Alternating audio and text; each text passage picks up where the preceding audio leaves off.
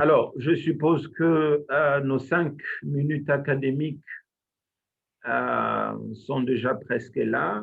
Nos amis qui se sont inscrits, on en a une cinquantaine normalement, qui se sont inscrits, pourront trouver le temps de se connecter. Ce que moi, j'ai à vous dire, c'est d'abord de vous dire bonjour à tout un chacun de vous. Moi, je suis Patrick Chamba Bakingela. J'enseigne à l'université, plusieurs universités bien sûr, et je fais aussi la recherche. Et cette conférence, c'est dans le cadre de l'unité de recherche que nous pilotons ici à Kinshasa, qui est une unité de recherche sur l'analyse des organisations, innovation et gestion. Cette unité de recherche est ouverte non simplement aux chercheurs des universités, mais elle est aussi ouverte à certains chercheurs qui peuvent être associés à l'unité. Ici, notre objectif, c'est de trouver toutes les personnes qui peuvent avoir des questions assez importantes, non simplement sur la société, mais sur les entreprises. Donc, nous offrons un cadre à partir duquel ils peuvent venir et échanger. Et la conférence que nous avons ce matin s'inscrit finalement dans les cadres de cette série d'échanges, non simplement académiques, mais des échanges assez, je vais dire, assez open à tout le monde, parce qu'en fait, nous savons que l'université ne peut pas vivre en restant enfermée, elle doit s'ouvrir au monde. Et la meilleure manière de s'ouvrir au monde, c'est de permettre cette interaction de toutes les connaissances, parce que voilà, les connaissances, elles sont partout. Il n'y a personne qui a le monopole de la connaissance, et ici, l'ouverture permet finalement d'aller de l'avant. Alors, si jamais vous êtes intéressé à partager vos idées et à écrire de working paper sur des problèmes importants de la société à travers le monde, qui concernent bien sûr les questions à la fois de gestion ou de la société comme telle, mais des questions d'innovation ou d'organisation. Donc voilà, vous serez les bienvenus dans ces cadres.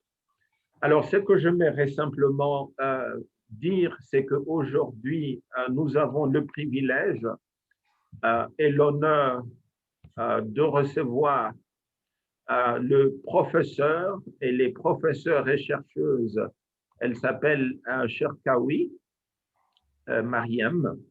Elle est au niveau de la faculté de sciences juridiques, économiques et sociales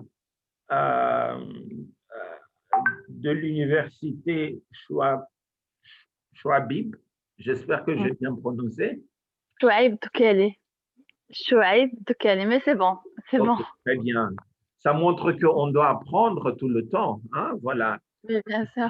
Je prendrai un peu quelques temps d'améliorer mon apprentissage, comment bien prononcer ces langues. Donc, Non, parce que c'est un nom en fait arabe, c'est pas français. Donc, et c'est arabe un peu difficile. Ça, je comprends parfaitement. Ah, d'accord. J'essaye de le lire en français alors Oui, que je ne devais pas. Donc, j'ai bien compris.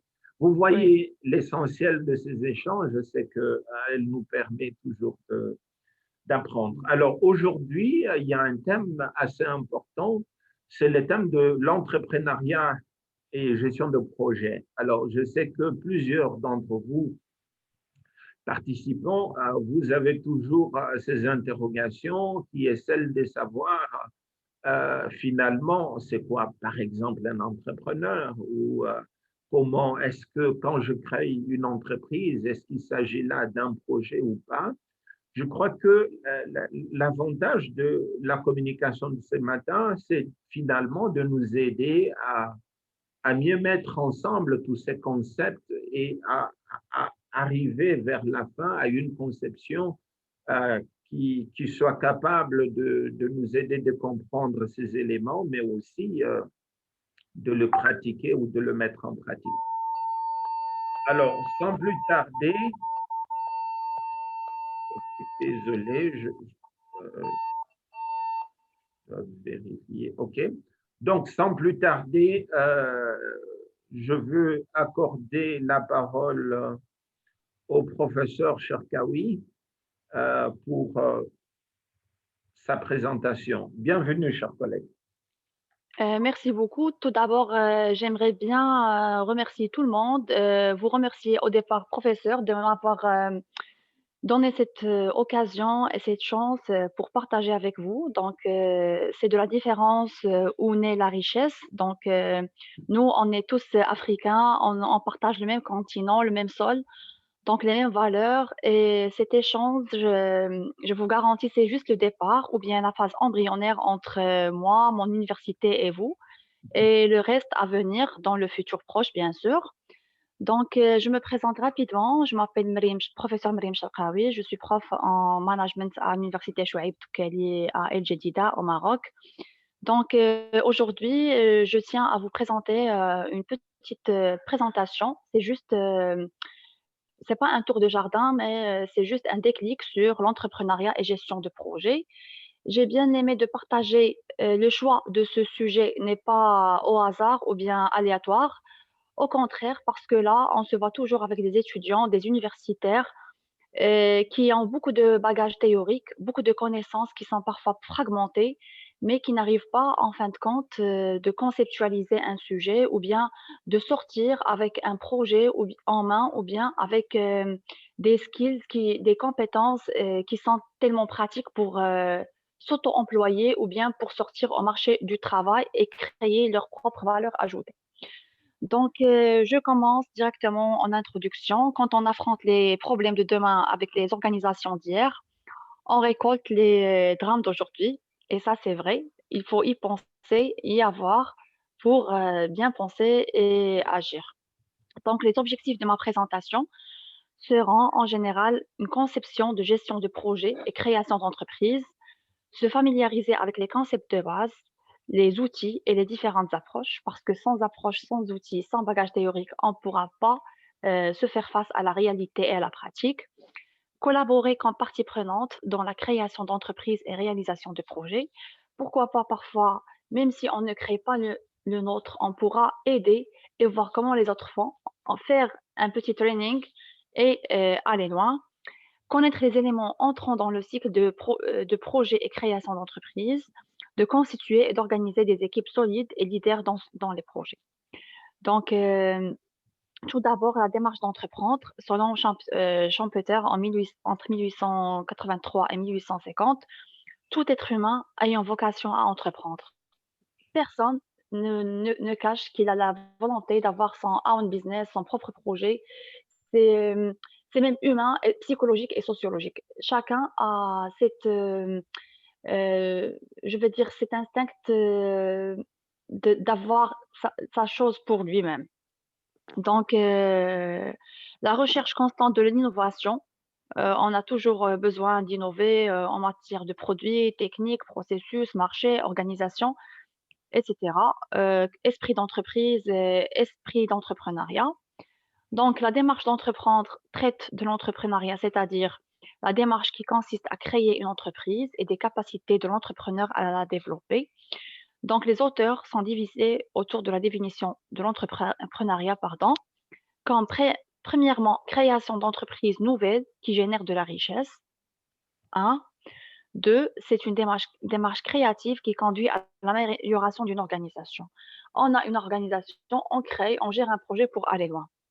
Les typologies d'entrepreneurs. Donc, il y en a différents types. Un type avec parfois faible organisation, comme des artisans, des techniciens, etc. Il y en a ceux qui sont un peu formalisés, managers, professionnels. Les élevés, bien sûr, à high level ou bien un niveau élevé, c'est celui des innovateurs, high-tech, etc. Donc, la structure, ici, on présente aussi une structure d'un business plan. Donc, pour n'importe quelle création d'entreprise ou bien de projet, il faut une cartographie, il faut, un document, qui consiste pour moi, une squelette de la gestion de projet ou de la création d'entreprise. Ce Evet. business plan, Ne se bu? cons oui? Ne bu adı? OK, Oui, donc O structure adı. possible d'un oui, business plan, OK. c'est, je peux continuer? Oui, je pense qu'il y a quelqu'un qui a voulu parler avec son micro ouvert. Voilà, OK. allez-y.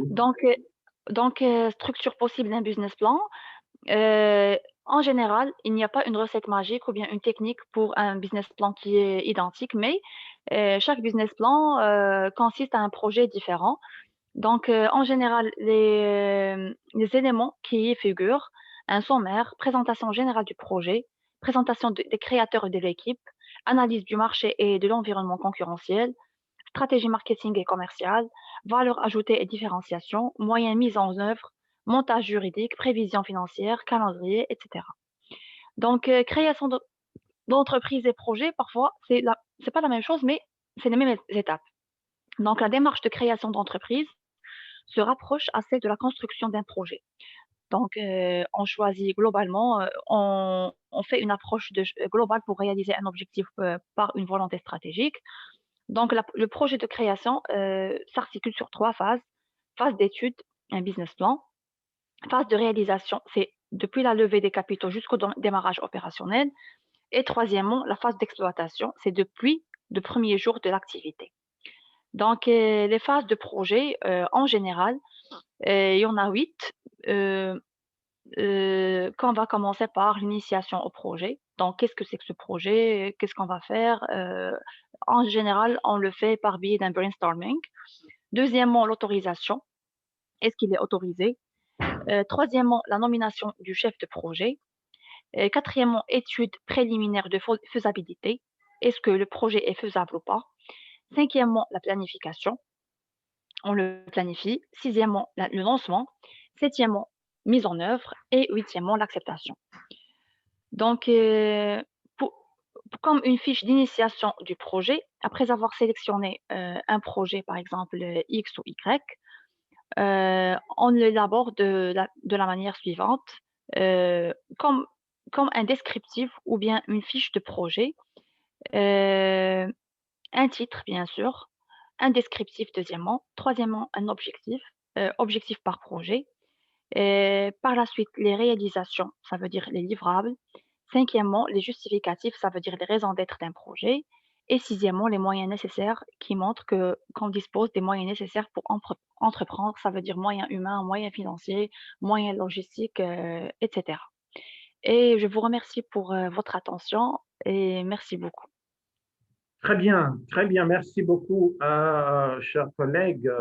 Voilà, je pense que là, on a eu, je vais dire, un point de vue très global de ces deux concepts à la fois importants. Le concept d'une part, qui est le concept de l'entrepreneuriat d'une part, et de l'autre côté, ce concept de projet ou de gestion de projet, qui est aussi un deuxième. Et je crois que aussi, si l'objectif, c'était de donner un point de vue plus global de la situation, qui permet au moins de donner des pistes, une démarche pour qu'on essaye un peu de comprendre les différents concepts ou un cadre conceptuel sur lesquels on peut comprendre les deux démarches. Pour ma part, en attendant que on va ouvrir, le temps pour le débat, pour les échanges, pour des questions, si vous avez besoin d'avoir plus d'éclaircissements sur tel ou tel autre aspect, je crois que c'est les moments. En attendant, moi, je voulais peut-être alors revenir, chers collègues, sur cet aspect de la typologie d'entrepreneur, hein, tel que vous l'avez présenté. Et je crois que si on essaye d'aller vers, voilà, ici, je trouve cette typologie est assez intéressante parce que finalement, ça permet à la fois de voir les degrés de l'innovation d'une part, mais l'organisation telle qu'on va la mettre en place. Et ça permet aussi, je vois ici, arriver à cette à la fois typologie ou ce type d'innovateur d'une part, de l'opportuniste de l'autre part, de l'artisan, du manager. Ça, je pense que c'est vraiment un aspect assez intéressant. Je ne sais pas si vous avez encore quelques commentaires à nous faire sur ces diagrammes, tels que cette matrice, si vous le voulez, telle qu'elle est présentée, voilà, avant de revenir vers d'autres questions. Est-ce que ça veut dire que si, par exemple, je suis de type artisan ou de type manager ou de type innovateur ou de type opportuniste, quel type de conséquences ou qu'est-ce qu'on peut retenir de tout ça? Oui, d'accord. Donc, je vais répondre. Tout d'abord, parce que déjà, l'entrepreneuriat ou la création d'entreprise, parfois, elle n'est pas très liée parfois au niveau intellectuel. Moi, c'est ce que je veux. C'est pour cela que j'ai choisi cette matrice. Par exemple, on peut se trouver avec une personne qui n'a pas fait des années d'études, qui se lance, par exemple, dans le petit commerce, commerce des légumes, commerce des téléphones, je ne sais pas, un commerce, et qui pourra bien se lancer.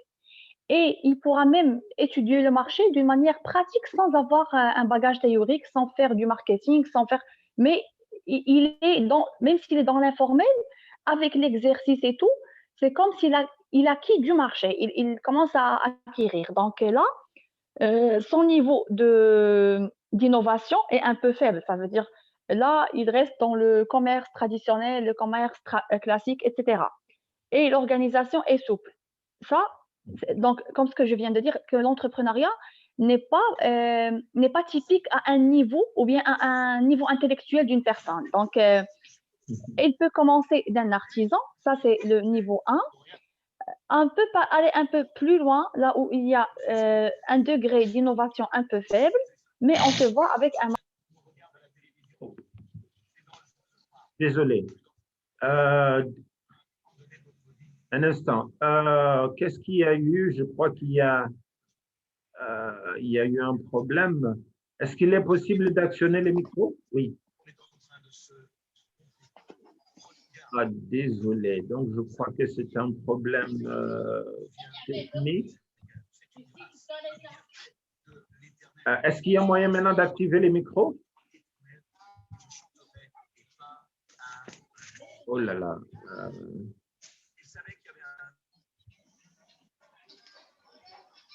Oh là là. Désolé.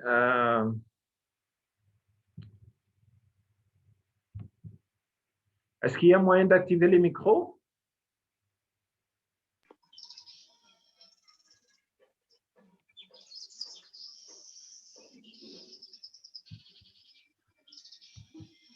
Est-ce qu'il y a moyen d'activer les micros? Ok, je l'ai activé, je l'ai réactivé. Merci. Ok. Merci. C'est pas grave. Donc, deuxièmement, il y a le manager. Donc, on est allé d'un niveau 1 vers un autre niveau 2. Donc, dans le niveau 2, on est vers un professionnel un peu, et si j'ai écrit adaptateur, par exemple, il s'adapte un peu au marché, il s'adapte à ce que les clients veulent, par exemple, il fait un peu de pub, un peu de marketing. Donc là, on est passé d'un niveau 1 à un niveau 2.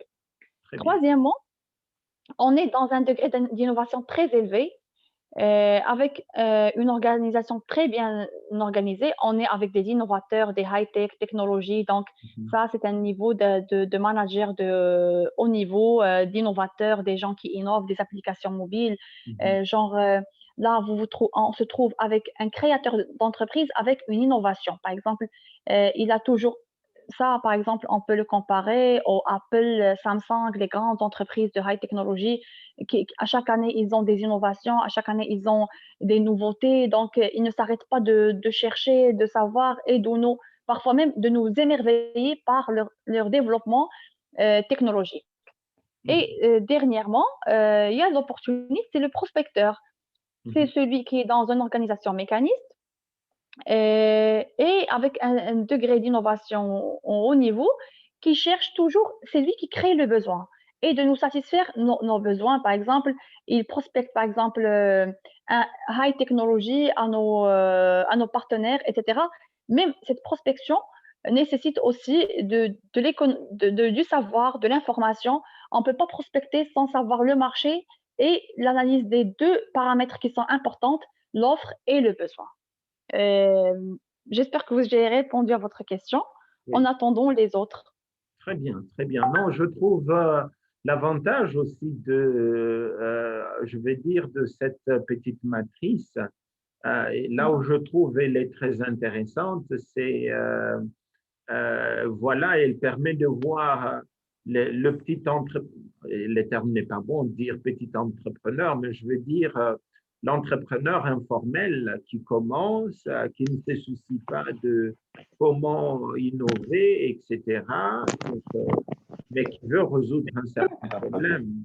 Et donc là, je pense que c'est un élément assez important et ce diagramme, il est vraiment, il synthétise bien la chose. Alors, mon cher ami Jameson, Merci, merci. Et merci déjà oui, pour cette présentation. C'est une belle présentation. Mais j'ai seulement quelques problèmes là-dessus.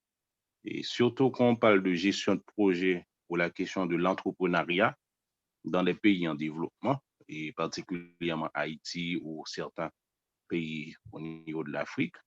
Et oui. c'est important de préciser aussi quels sont les types d'institutions, c'est-à-dire que la qualité des institutions qui se trouvent au niveau de ces pays-là. Parce qu'on peut avoir des belles idées, on peut avoir des projets viables ou des projets bancables aussi, mais ça dépend de la qualité de nos institutions, ça dépend de quel type de dirigeants qui gouvernent notre pays. Donc, en ce sens, on peut avoir beaucoup de théories, pour dire voici les étapes, voici les étapes, voici les étapes, mais si les institutions ne facilitent pas l'entrepreneuriat ou la question de la liberté économique n'est pas respectée, donc ça ne va pas vraiment nous faciliter à intégrer un projet ou à réaliser un projet. Et deuxièmement, je pensais que vous allez parler surtout de l'entrepreneur social et l'entrepreneur non social. Parce qu'il y a une différence entre l'entrepreneur social, ce sont des entrepreneurs qui travaillent ou qui mettent en place des projets capables d'apporter des valeurs ajoutées pour une communauté, pour un pays en quelque sorte. Et l'entrepreneur non social, ce sont des entrepreneurs opportunistes. Ce ne sont pas des entrepreneurs qui travaillent vraiment pour le bien de la collectivité, mais ce sont des entrepreneurs qui travaillent uniquement pour la maximisation de leur intérêt individuel. Donc, en ce sens, je vois que la présentation reste un peu très, très, très théorique, mais ne tient pas en compte de certains contextes parce que quand on parle de gestion de projet aux États-Unis, gestion de projet ou la question de l'entrepreneuriat en France, on ne parle pas, c'est pas la même chose qu'on parle de ce sujet-là en Afrique ou en Haïti ou dans certains pays sous-développés.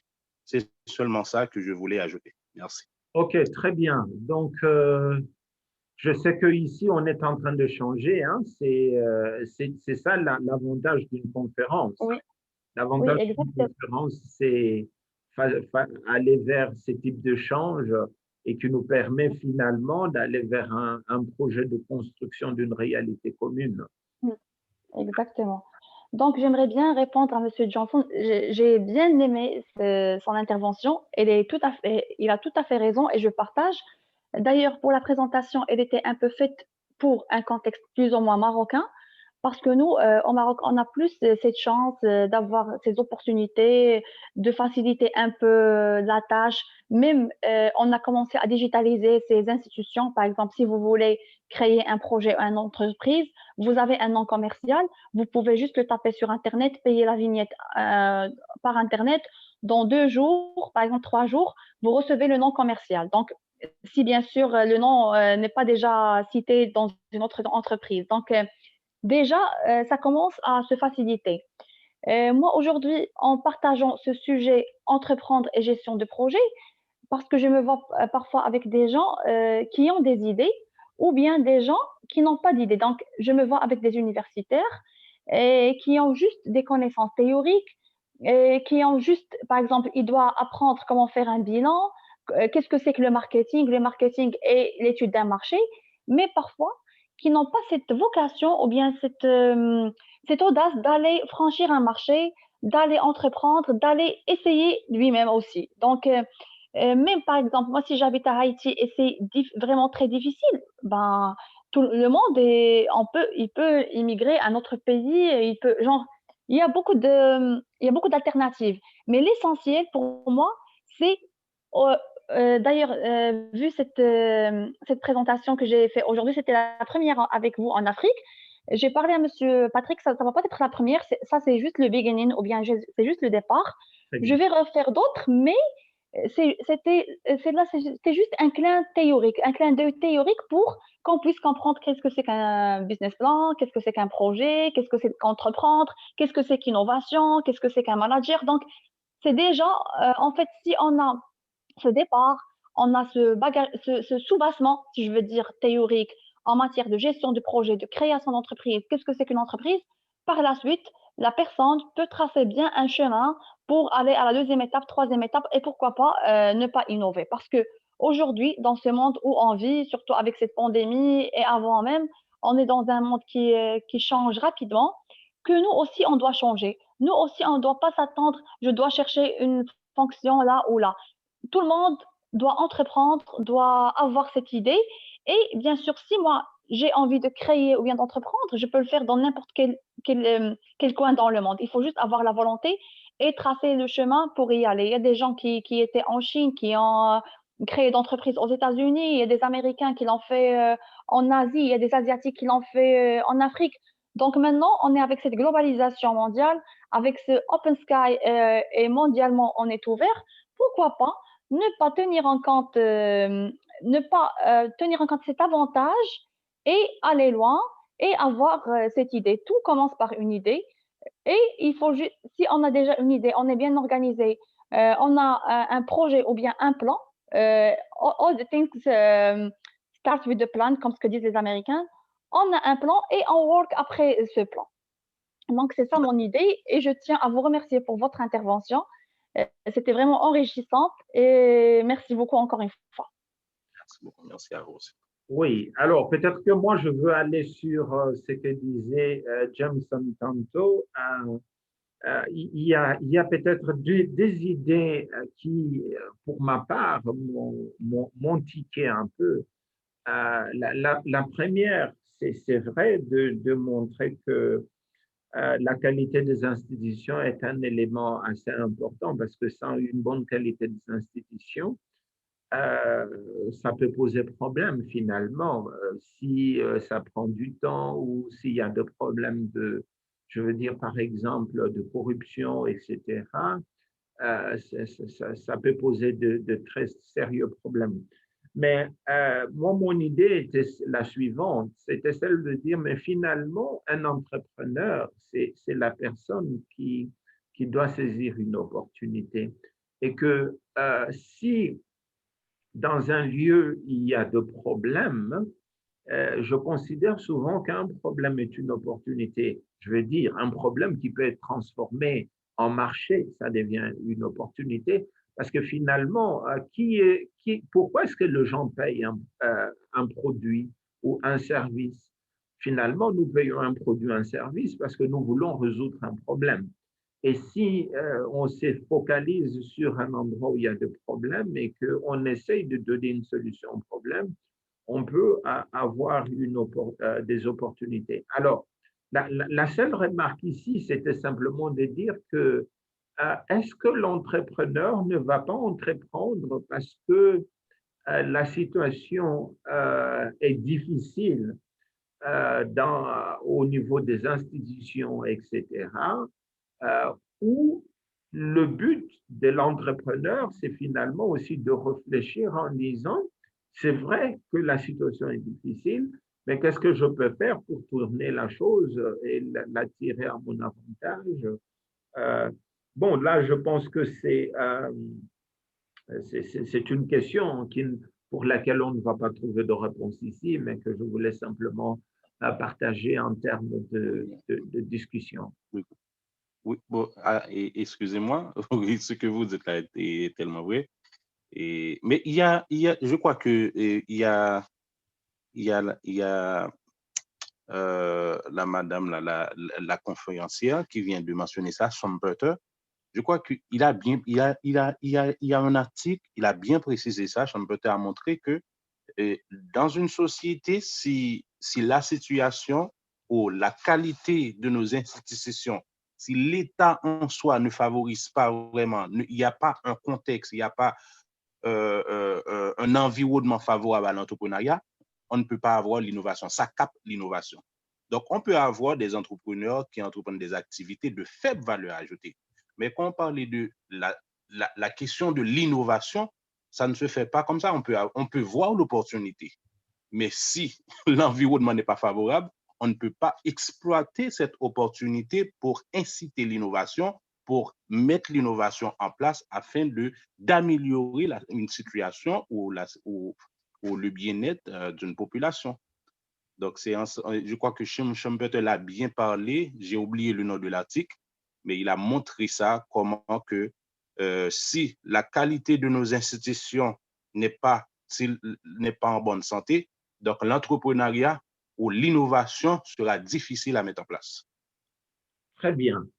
Voilà, je sais que d'ailleurs, comme a dit professeur Cherkaoui tantôt, c'est de montrer que là, on est dans un début et je pense qu'à la prochaine conférence qu'on aura aussi avec elle, on va essayer d'approfondir ces éléments-là. Alors ici, je sais que la discussion est là. Si quelqu'un d'autre veut intervenir sur ces éléments ou bien d'autres, il peut toujours le faire. Et je vois que là, Paul Rochelin, Saint-Jean, avait une question à poser. Paul Rochelin, vous pouvez prendre la parole et poser, à moins que Johnson a encore quelque chose à dire. Non, c'est bon, merci. Très bien. D'accord. Alors, Paul Rochelin, Saint-Jean, je pense que vous avez une question à poser. Alors, bonjour. Oui, bonjour. Merci de m'accepter. En fait, l'une de mes questions, c'est concernant l'étude du marché. Et pour moi, ça paraît un petit peu difficile. On doit collecter les données pour justifier ou pour appuyer le projet ou l'entreprise qu'on veut mettre. Alors, comment faire pour faire l'étude du marché?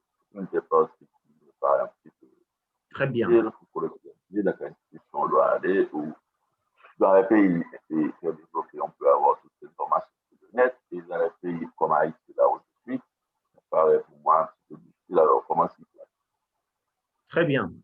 Alors, j'essaie un peu de synthétiser ce que Paul Rochelin est en train de dire. Il revient sur la question de l'étude de marché et pour dire, mais finalement, si on veut arriver à faire cette étude de marché, comment est-ce qu'on peut le faire?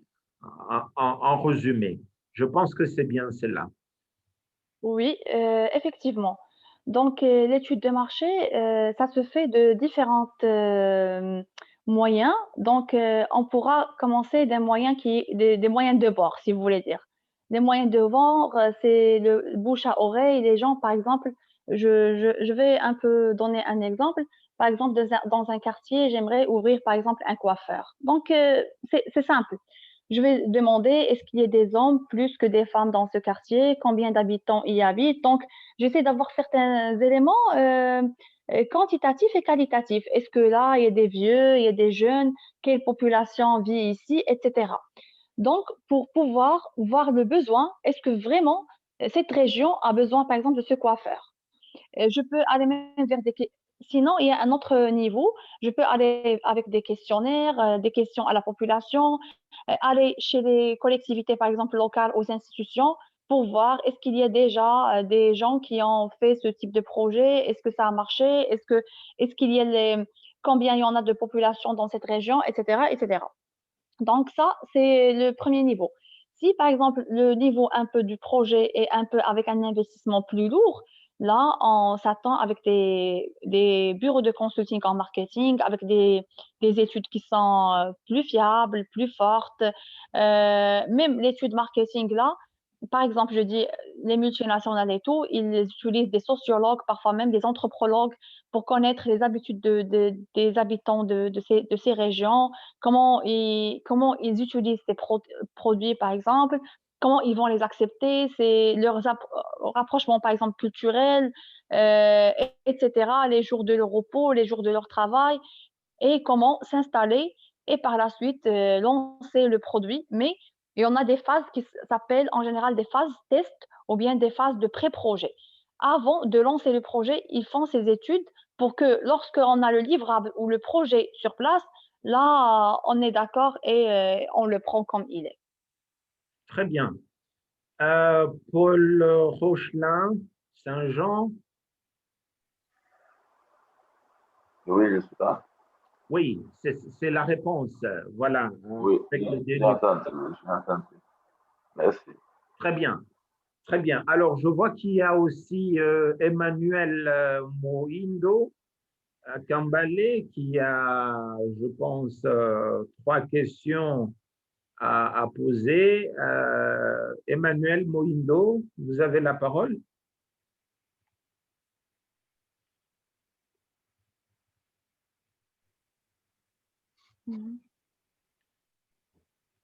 Emmanuel,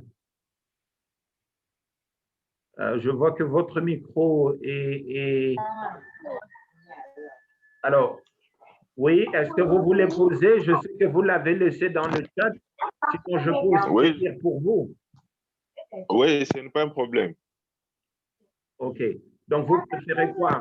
Poser ou je lise pour vous?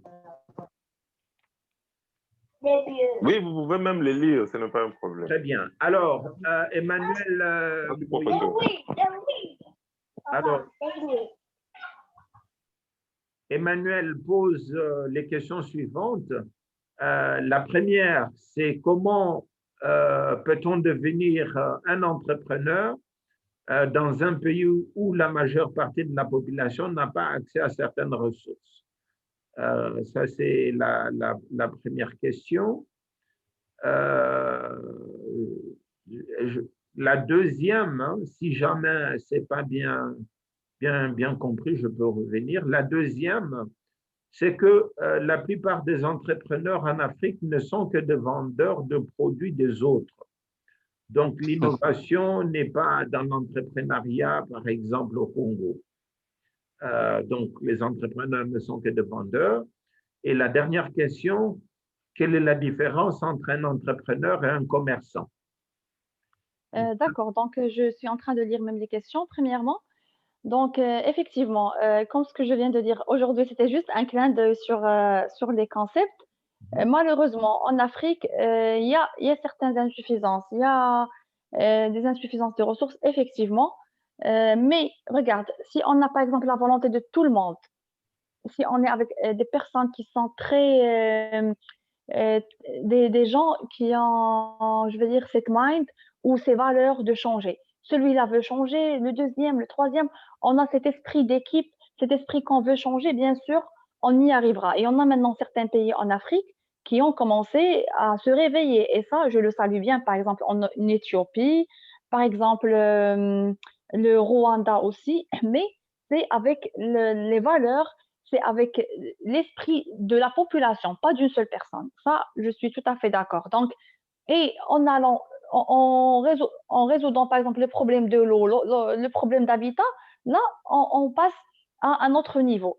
C'est des étapes A, B, C, D. Il y a beaucoup de pays qui ont vécu la guerre, qui ont vécu la pauvreté, et maintenant, ils sont en train de changer. Deuxièmement, effectivement, les entrepreneurs en Afrique, ils revendent, mais parfois, moi, je préfère bien au départ revendre, commercialiser, aller d'un petit business et aller loin. Donc, tous les entrepreneurs n'ont pas commencé avec une innovation dès le départ. Au départ, on revend, après, on rassemble un peu d'argent, on a des liquides, on pourra innover avec. Donc, et ça va d'une étape à une autre. Donc, rien, rien ne vient comme ça d'un seul coup, mais c'est des tests, c'est des phases. Donc, l'entrepreneuriat, c'est aussi un apprentissage. Là où on acquis l'expérience, on aille loin. Tout commence dans une petite usine. Tout commence, par exemple, la Silicon Valley n'était pas comme ça. Les projets informatiques et tout n'étaient pas de cette ampleur. Tout commence, donc même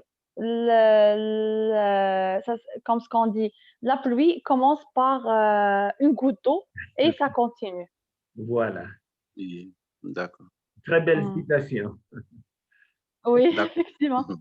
Oui, voilà, la pluie commence par une goutte d'eau et puis ça continue. Alors, Mohindo, c'est bon? Ah, OK. ok. Ok. Très bien. Alors, autre, il y a beaucoup de questions qui viennent, mais c'est ça Vous la voulez fonction ajouter quelque aussi. chose? Oui, vous voulez dire quelque chose? Allez-y. Oui, oui, merci. Merci parce que j'ai... Ok.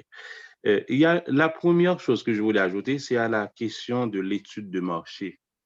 Et si on regarde vraiment l'environnement entrepreneurial, donc c'est pas l'environnement entrepreneurial dans le monde, donc la majorité des business ou des projets qui marchent, ce sont des projets qui marchent par l'intuition. Parce que plusieurs études de marché parfois prouvent que l'entreprise, que le projet ne va pas vraiment être profitable ou ne va pas apporter des valeurs ajoutées. Mais l'intuition actuellement, on ne sait pas comment modéliser ça sur un papier ou comment montrer ça scientifiquement.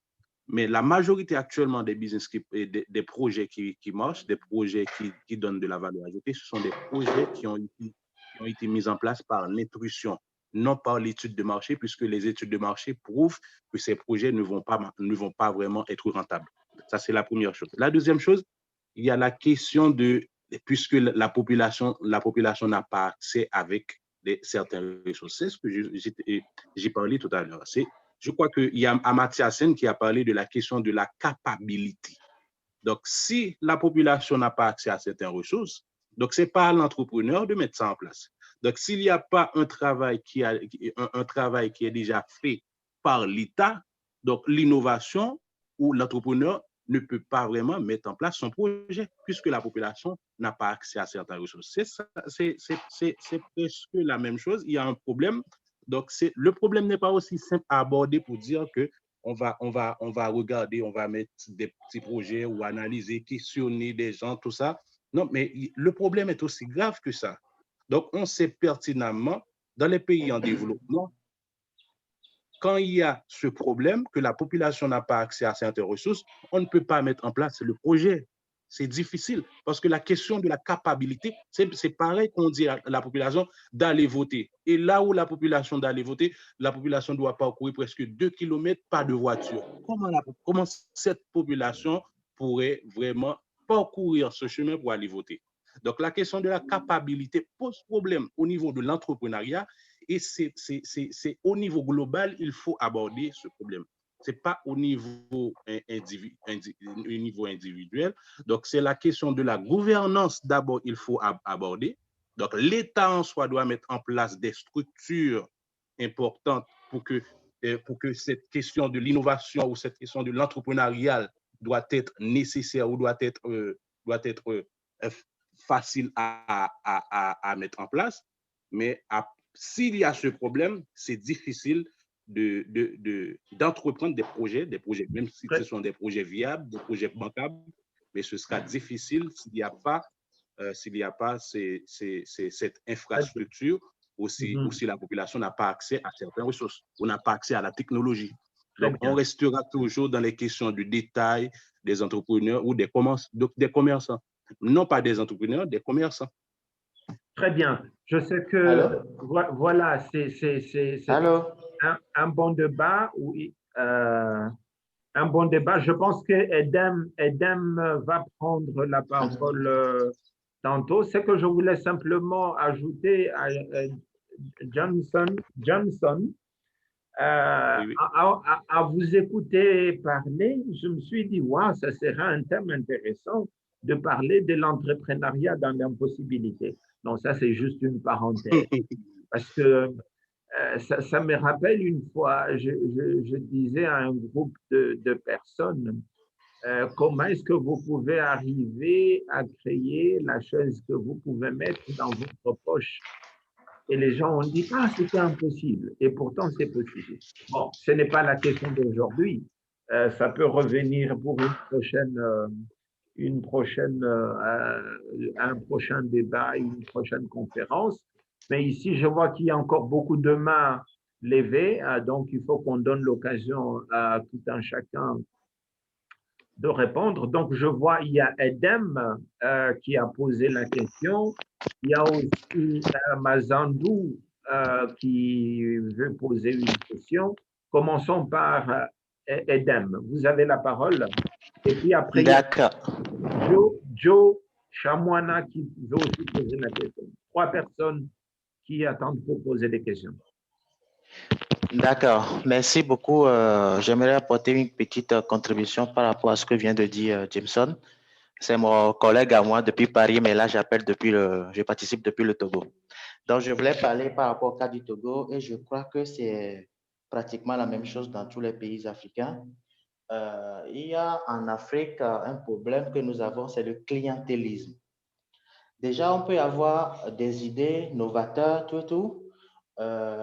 Études de marché, tout est bien fait, tout, et tu peux installer ton truc en tant qu'entrepreneur pour apporter des solutions aux gens.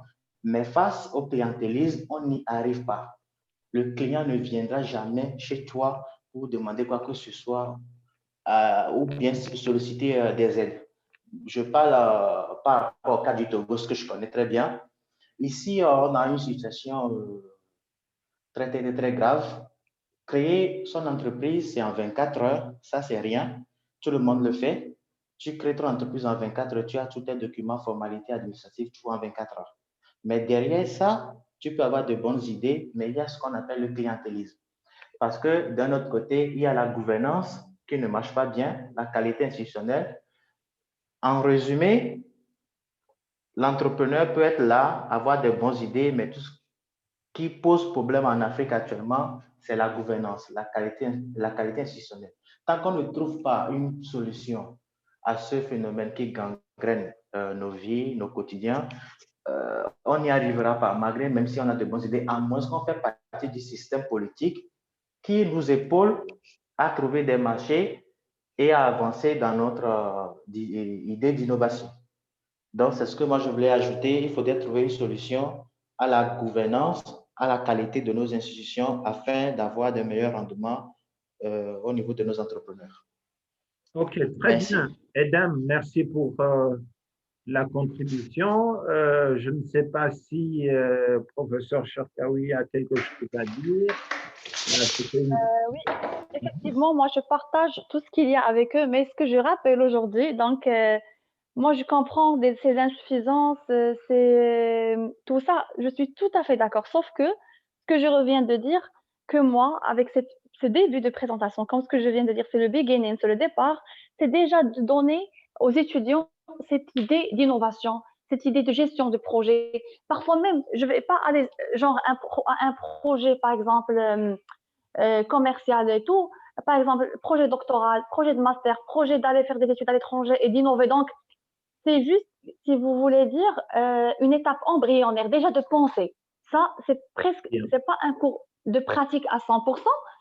Pratique, on va voir par la suite. Regardez, dans la vie, rien n'est facile, tout est épineux. Mais parfois, par exemple, il y en a, par exemple, aujourd'hui, chose que je vais partager par la suite, il y en a, par exemple, aux États-Unis, ou bien certaines, la Factory, ou bien au Silicon Valley, il y a des concours, des idées, par exemple, innovatrices en informatique, en technologie, qui peuvent, par exemple, que les gens peuvent en bénéficier, par exemple, ceux qui sont en Afrique ou même dans des pays qui sont défavorisés. Là, ces idées sont en général, comment dirais-je, il y en a des incubateurs qui peuvent prendre ces idées et les accompagner. Donc, l'essentiel pour moi, je comprends que c'est épineux et tout. L'essentiel, c'est de commencer. L'essentiel, c'est de penser même. Déjà, quand on a cette idée ou ces valeurs de pensée, ça nous essayera de trouver un chemin. Par exemple, si moi, je vais entreprendre l'autre, tout le monde a cette idée, tout le monde veut changer. Le changement ou bien le fait d'aller loin commence par nous, commence par nos idées. Tout commence par une idée avant que ça soit concrétisable sur Terre. Je sais que c'est difficile, mais il faut juste quand même avoir ces idées, avoir ce mind, avoir cet esprit. Sinon, on va rester tous bras croisés et attendre à ce que l'or descende du ciel, et ça, c'est vraiment impossible. Merci. Très bien. Très bien. Donc, il ne faut pas attendre que l'or descende du ciel, sinon on attendra longtemps pour ne rien avoir. Alors, Edem, je pense que c'était juste un ajout, c'était un commentaire. À moins qu'il y ait encore quelque chose à dire, sinon, allez-y. Non, ça va pour le moment. Merci. Bien. Alors, avant de passer la parole à Marnel, il y a Joe Chamoina qui veut dire quelque chose. Ensuite, il y a quelqu'un qui a levé la main, mais ici c'est indiqué FXCN 7117. En fait, c'est comme ça que je vois parmi les participants. Ça serait à votre tour parce que là, je ne sais pas bien trouver votre nom. Donc voilà, nous commençons avec Joe Chamoina, ensuite FXCN 7117 et puis on va aller vers Marnel, JB. Joe, vous avez la parole. Excusez, bonjour professeur. Oui, bonjour Joe. Merci aux différentes interventions et à madame qui est au Maroc aussi. J'ai bien suivi sa présentation, une bonne partie. Mais moi, là où je voulais quand même intervenir, vous poser une question par rapport à la typologie des entrepreneurs. À ce jour, est-il possible de refonder un modèle type d'entrepreneur africain ou en particulier typiquement congolais qui s'adapte aux réalités que traverse l'Afrique ou le pays africains qui ont pratiquement les mêmes mots. Je dirais la corruption, le climat des affaires qui n'est pas toujours top, l'accès très, très difficile et compliqué au crédit, surtout quand on a un business plan bien détaillé. Est-ce que par rapport à ça, on ne peut pas avoir un nouveau type d'entrepreneur qui n'est pas américain, qui n'est pas asiatique, qui n'est pas européen, parce que les réalités sont différentes. Au Congo, par exemple, quand tu veux investir et que tout est bon, mais on te dit il faut donner des sous de table. Ce n'est pas la même chose en France ou aux États-Unis. Ici, quand tu vas demander un crédit, par exemple pour nous les jeunes, on te dit il faut des hypothèques. Je vais avoir des hypothèques où j'ai un business plan, des idées qui peuvent générer des ressources et créer de l'emploi. Et par rapport à ces difficultés, j'ai entendu mon frère de Togo qui a parlé de la même chose. Au Maroc, vous avez 72 heures pour créer une société, alors que chez nous ici, on vient de vivre une expérience avec des amis, on avait une idée, on a fait pratiquement une affaire de 2 à 3 mois pour avoir l'identification nationale. Vous voyez. Et par rapport à toutes ces difficultés que traversent certains pays africains, est-il possible aux chercheurs, aux intellectuels africains de pouvoir réfléchir comment avoir un entrepreneur africain qui comprend les difficultés africaines et avoir des solutions par rapport à ces types de management ou entrepreneurs? Très bien. Voilà un peu ma question. Très bien, Joe. Je pense que c'est une question assez claire avec les contraintes spécifiques au niveau africain. Est-ce qu'il ne faut pas finalement refonder le nouveau entrepreneur africain en tenant compte de toutes ces contraintes. Oui, alors je ne sais pas si un commentaire à donner à cette question qui a été posée. Donc, pour moi, je réponds, bien sûr. Comme ce que je viens de dire sur moi-même, avec des profs, on est en train de d'écrire un article sur le management africain. Donc, effectivement, chaque région du monde a son propre type de management, a ses propres particularités. On ne peut pas, bien sûr, transverser ce qui se passe aux États-Unis à ce qui est en Afrique, bien sûr. Il y a certaines variables qui varient d'un pays à un autre. Effectivement, ça, c'est un travail qui doit se faire pour pouvoir donner une idée sur ce management. Sinon, effectivement, je partage ce qui vient de dire, qu'il y a parfois des problèmes techniques, des problèmes de liquidité, des problèmes d'institution. Effectivement, et comme ce que je viens de dire, que le changement commence de l'intérieur, si on se trouve avec beaucoup de gens qui innovent, beaucoup de gens qui entreprennent, qui ont cet esprit d'entreprendre et qui veulent aller loin, donc même les institutions, ils vont pas avoir cette rigidité à 100%, ils vont s'adapter au contexte, d'accord? Donc, et le fait de penser à un management africain, effectivement, il faut que ça se fasse, ça se fasse des études sur ce sens. Et c'est ça l'avantage de l'université aussi et au débat, à ce qu'on essaie de trouver certaines solutions à certains problèmes qui sont pratiques dans le cadre du partage et dans le cadre d'aller et de vient entre l'information et entre le terrain qui existe. Merci. Très bien, très bien. Voilà, c'est un terrain ouvert qui nécessite d'être exploré à partir des études et des éléments additionnels. Alors, je vois que aussi le temps est en train de filer. Normalement, on doit clôturer d'un moment à l'autre. Je ne veux pas donner une certaine frustration à certains de nos participants. Et donc, on va terminer avec la dernière question. Il y a d'abord Jonathan Diallo-Ndama qui va poser sa question. Ensuite, il y a Marnel JB et après, on terminera avec Mazandou. Voilà, Jonathan Dilundam, vous avez la parole ou si vous voulez, je peux lire votre question, mais on vous donne la parole.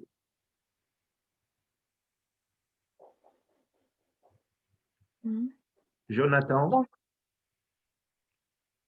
je vois que Jonathan ne s'est pas activé son micro, mais son commentaire est que, voilà, il dit bonjour tout le monde, je suis Jonathan Dialundama. À mon avis, je pense que tout doit partir sur de bonnes formations de base orientées dans la gestion de projet et ou entrepreneuriat, mais aussi l'État doit faire sa part en termes de financement d'entrepreneuriat. Donc, l'entrepreneuriat est une science comme toute autre. Elle requiert une bonne connaissance de mécanismes de gestion et de maîtrise des axes de fonctionnement, lesquels sont propres à un environnement bien défini. Donc, je pense que c'est un commentaire qu'il a voulu donner. Alors là, je veux accorder la parole à Marnel JB. Bonjour. Bonjour. Alors, je tiens d'abord à remercier l'intervenante pour ce sujet si intéressant ainsi que les membres qui ont organisé cette conférence visio. Alors, moi, je vous suis à Nice, mais je suis une Haïtienne. Alors, effectivement, l'entrepreneuriat, on peut dire, c'est un concept très intéressant et surtout pour les pays en voie de développement, ça peut vraiment nous aider. J'ai bien suivi les différents échanges autour des problèmes sociaux, institutionnels que ces pays vraiment font face, parce que vraiment, il y a certains problèmes en Haïti. Il y a cet aspect de monopole. Il y a un groupe qui empêche vraiment certains entrepreneurs d'émerger ou du moins d'entreprendre. Il y a cet aspect, ce problème de concurrence. Mais je pense qu'on ne peut pas vraiment voir cet aspect négatif. Il faut aussi regarder les avantages que peuvent nous apporter si vraiment nous entreprenons essayer de créer des richesses, parce que nous, en Haïti, nous avons beaucoup de capacités et je pense que la première chose, c'est essayer de développer cette culture d'entrepreneuriat, et une fois la jeunesse haïtienne arrive bien vraiment à s'approprier de la bonne méthodologie, à s'approprier vraiment de tout ce concept, je pense qu'après, c'est à l'État, ou du moins, ça va devenir de façon automatique pour dire, bon, si tout le monde vraiment veut s'entreprendre, il y a plusieurs personnes, si vraiment on informe, on prouve qu'on est capable, je pense qu'on peut vraiment faire face avec tous ces problèmes, et surtout pour la jeunesse d'habitude, dans le milieu familial, quand on va à l'école, on dit, bon, après, c'est pour trouver un emploi. Mais si, à bas âge, on développe cette culture entrepreneuriat, il n'y a pas vraiment d'emploi pour donner à tout le monde. Mais si on développe cette culture, ça peut vraiment développer les pays en voie de développement. Et je pense que c'est à nous, premièrement, de nous approprier de ce concept, et ça peut nous aider à émerger vraiment sur le terrain et nous imposer. Et comme ça, l'État va mettre en place d'autres moyens pour accompagner une population qui veut vraiment s'entreprendre. Merci. Très bien. Merci beaucoup, Marnelle, pour cette contribution qui montre que voilà, c'est aussi à nous de faire quelque chose.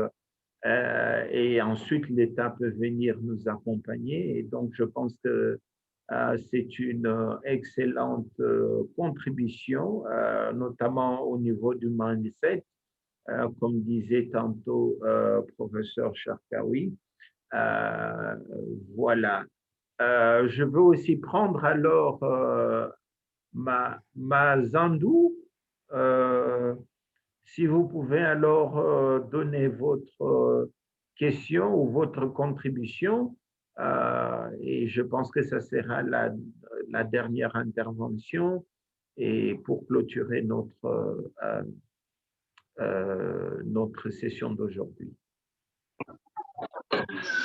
Oui, bonjour, chers tous. Bonjour. Je suis monsieur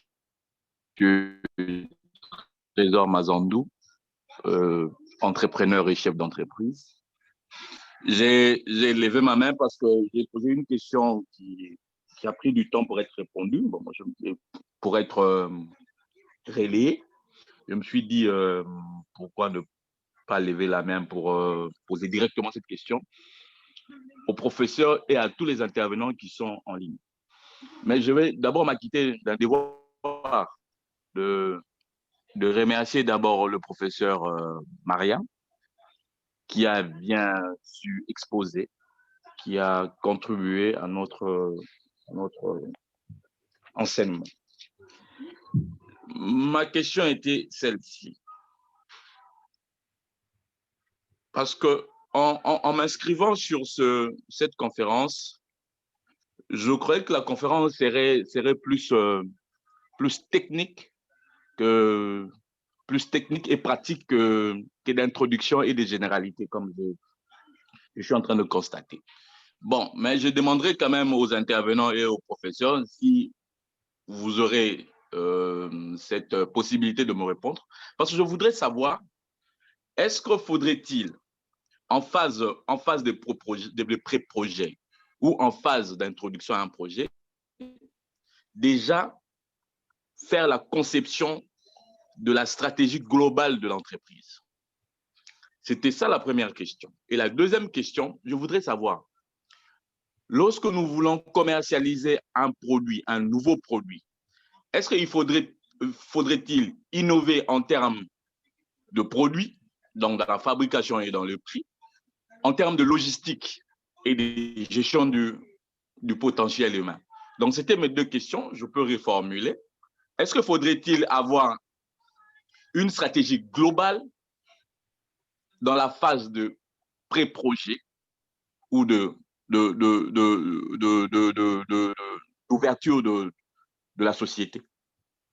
Et deuxièmement, est-ce que nous devons innover en termes de fabrication de projets, ramener un plus-value au produit, ou en termes de logistique et potentiel humain? Merci beaucoup. OK, très bien. Donc voilà, est-ce que en phase des pré-projets, allez-y, allez-y. Oui, effectivement, je lui remercie tout d'abord pour sa participation. Comme ce que je viens de dire, tout d'abord, cette première séance, c'est juste une initiation aux termes et aux sous-bassements théoriques concernant les projets, comme ce que je viens de dire, pour les universitaires, pour qu'ils puissent s'acclimater avec ces concepts, les utiliser, les comprendre au départ. Et après, on va organiser d'autres séminaires de technicité. Donc, ça, c'est le premier niveau. Deuxième niveau, par rapport à la stratégie d'entreprise, pour une stratégie globale, comme vous savez, dans la conceptualisation ou bien dans la littérature des entreprises qui sont les plus innovantes dans le monde, la durée de vie d'une entreprise, même si chez nous en Maroc, c'est 100 ans.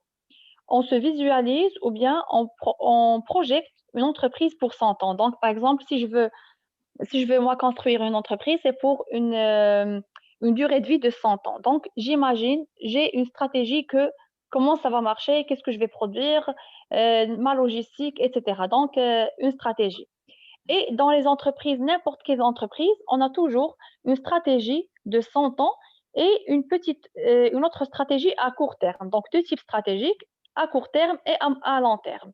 Par exemple, je vais être plus pragmatique et pratique. Aujourd'hui, on est face à une pandémie, face à un vaccin, face à des problèmes sanitaires. Donc, si je vais, par exemple, entreprendre ou commencer un projet, je dois mettre dans ma tête comme quoi qu'il y a une pandémie, que je ne dois pas rassembler beaucoup de gens, qu'il doit y avoir le minimum, la distanciation sociale, tout ce qui est lié à la pandémie ou bien à la conjoncture actuelle. D'accord, comme quoi le transport aérien, le transport maritime n'est pas comme avant. Il y a certaines barrières, il y a certains produits qui sont devenus plus chers, qui ont multiplié ou bien quadruplé leur prix puisqu'on puisse plus les avoir. Donc, c'est ça. Toujours pour une entreprise, il y a une vision, une stratégie globale de 100 ans et un petit plan de 3 mois, 6 mois, 1 an et qui est lié à des procédures et à des objectifs qui sont à court terme. Sinon, pour le marketing ou bien la commercialisation, chaque région a ses propres particularités, a ses propres variables et le marketing, soit, comme ce que je viens de dire, peut commencer par une personne, par des moyens qui sont de bord ou traditionnels. Sinon, s'il y a vraiment un investissement lourd en moyens, en matériel et tout, là, il faut des experts en marketing, des bureaux d'études qui vont tracer une stratégie de marketing. Et en fin de compte, avant de clôturer, en management, entrepreneuriat et projet, il y a toujours un risque, il y a toujours une petite marge d'erreur comme ce qui existe dans la vie. Rien n'est parfait, rien n'est absolu. On joue toujours dans la relativité et dans l'incertitude. Ok, je vais ajouter seulement pour aller dans le même sens. Allez-y. Je peux? Allez-y, allez-y. Oui, oui, bien sûr. Oui, d'accord. Et je vais dans le même sens au professeur Mariam et pour la question de la stratégie des entreprises. Donc, je ne dis pas que c'est important, mais c'est obligatoire.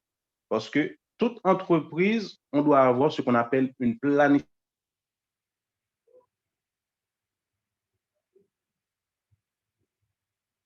Jameson? Tout ça, oui. Oui, allez-y. Non, c'est bon. D'accord, on va identifier toutes les parties prenantes. On va identifier aussi toutes les activités que l'entreprise doit réaliser. Aussi, il faut regarder dans un Donc, déterminer le nombre de temps, 2 ans, 3 ans, à court terme ou à long stratégie globale, c'est à long terme, et aussi identifier le coût associé à chaque activité. Donc, c'est au niveau de la planification stratégique globale qui va identifier, qui va préciser là où l'entreprise va intervenir, et on va passer de la planification stratégique globale à la planification opérationnelle. C'est au niveau de la planification stratégique opérationnelle, dans un horizon de peut-être dans un an ou 6 mois, à la rigueur de, bon, généralement c'est 1 an, que l'entreprise va dire, voici comment je commence à réaliser ça, voici l'acteur qui est concerné à réaliser telle activité, voici le coût qui est associé, et voici le nombre de temps, dans 2 semaines, dans 3 semaines, dans 1 mois. C'est comme ça, obligatoirement, il faut élaborer une planification stratégique globale, et après passer de la planification stratégique globale à la planification opérationnelle. Mais au niveau de la planification stratégique globale, on va préciser quand même les risques qui sont associés. Parce qu'il y a toujours les risques qui sont associés. Mais l'entreprise déjà va identifier les risques au niveau de la planification stratégique globale et au niveau de la planification opérationnelle, de la réalisation des activités. Et on va essayer de contourner certains risques qui pouvaient impacter l'entreprise en quelque sorte. C'est ce que je voulais ajouter. Merci. Très bien. Très bien. Je vois que les mains s'élèvent encore. Ça montre que les débats est très intéressant et ça, c'est aussi l'objectif de ces conférences. Hein. C'est-à-dire qu'on puisse être ensemble, qu'on suscite sur une question, qu'on discute, qu'on partage les avis. Et ça, c'est vraiment la bonne nouvelle. Je sais que là, on doit clôturer, mais Jonathan, je vois que il a quelque chose à dire, parce que je vois il insiste. Allez-y, Jonathan. Ouais, bonjour. Oui, bonjour. Allô, bonjour, Monsieur Patrick. Je suis Jonathan. Je suis Jonathan, en fait, depuis Kinshasa, en fait. Bon, je voulais juste donner ma contribution. Donc, à propos du CG ou encore du terme de séjour. Oui. Donc, tel qu'exposé par le professeur Mariam. Moi, je pense que, disons, l'entrepreneuriat ainsi que la gestion de projet, en fait, donc, ce sont des concepts blanc, bonnet, bonnet, blanc. En fait, c'est-à-dire l'entrepreneuriat. Allô? Allez-y, Oui. Allô? je suis. Je pense que l'entrepreneuriat, en fait, d'abord, c'est un phénomène qui dépend des cultures, des environnements. L'environnement américain est totalement différent de l'environnement africain. C'est-à-dire, en Amérique, il y a, disons, des universités ou encore des écoles appropriées qui forment, qui forment et cadrent des jeunes pour entreprendre. Et il y a des moyens qui en découlent, donc ils suivent. C'est une chose contraire en Afrique. Ici, en Afrique, d'abord, on a d'abord un mauvais gouvernance. Il y a, disons, l'instabilité sur le plan socio-économique. Donc, il n'y a pas de financement. Les jeunes ont un grand problème d'accès au crédit. Donc, on peut remarquer qu'il y a un jeune intelligent qui a tant de projets, qui a des bons projets, mais dont son projet finit par être dans la poubelle puisqu'il n'y a pas de financement. Donc, moi, je pense que pour entreprendre, l'État doit soutenir le jeune. On doit avoir des centres de formation, des bonnes écoles pour orienter les jeunes à entreprendre.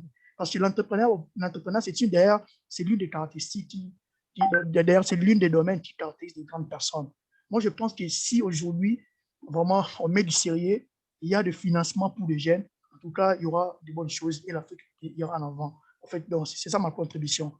Entreprendre, c'est bien, mais il faut des bonnes formations préalables. On doit encadrer, orienter les jeunes dans ces domaines. Donc c'est un peu ça, en fait. Merci beaucoup. Très bien, très bien.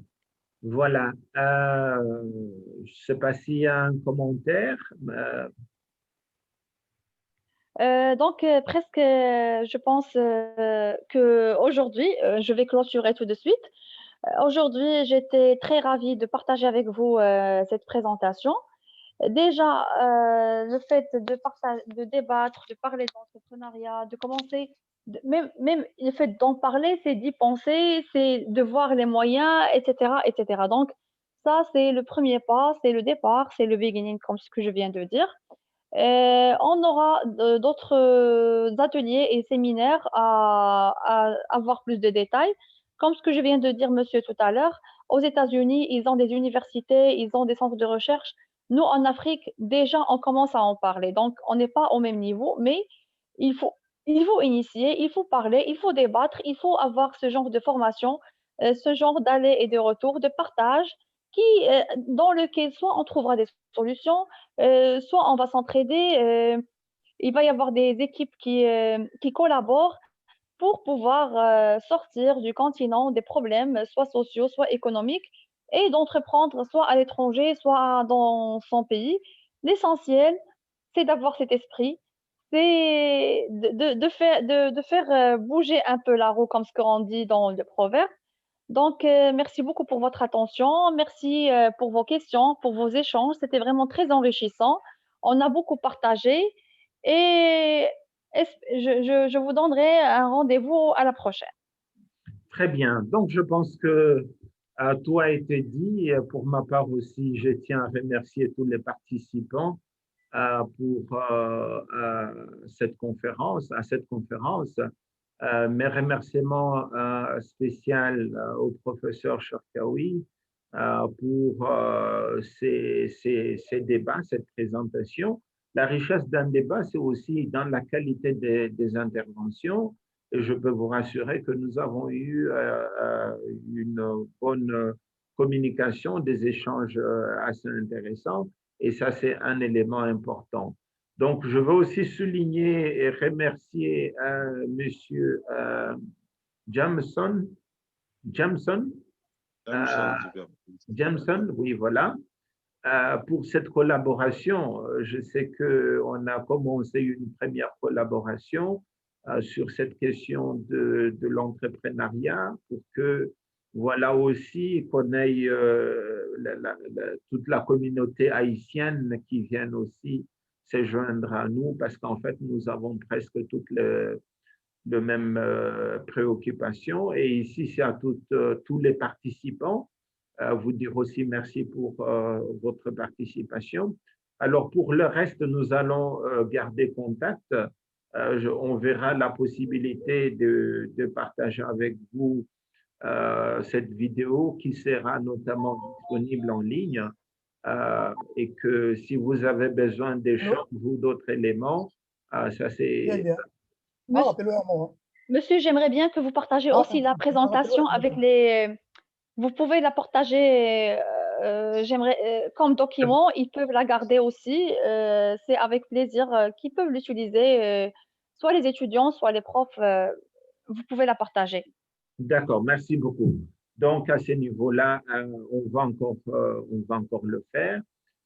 Mais l'idée, c'est de voir comment est-ce qu'on peut constituer une communauté d'échange, pas simplement dans les cadres de conférences, mais aussi des idées et partage d'autres éléments, d'autres choses. Et donc, je vais vous partager un email avec tout ceci. Voilà, il me reste à vous souhaiter bon week-end. Et ceux qui veulent être associés à l'unité de recherche, comme chercheurs associés, si vous voulez au moins arriver à partager au minimum un article lent, vous serez les bienvenus. Un article qui n'est pas nécessairement scientifique, vous serez les bienvenus à nous. Donc, à la prochaine fois, ce n'est pas la dernière conférence, nous aurons encore d'autres. Merci à vous tous et à bientôt. Merci professeur. Merci beaucoup. Merci.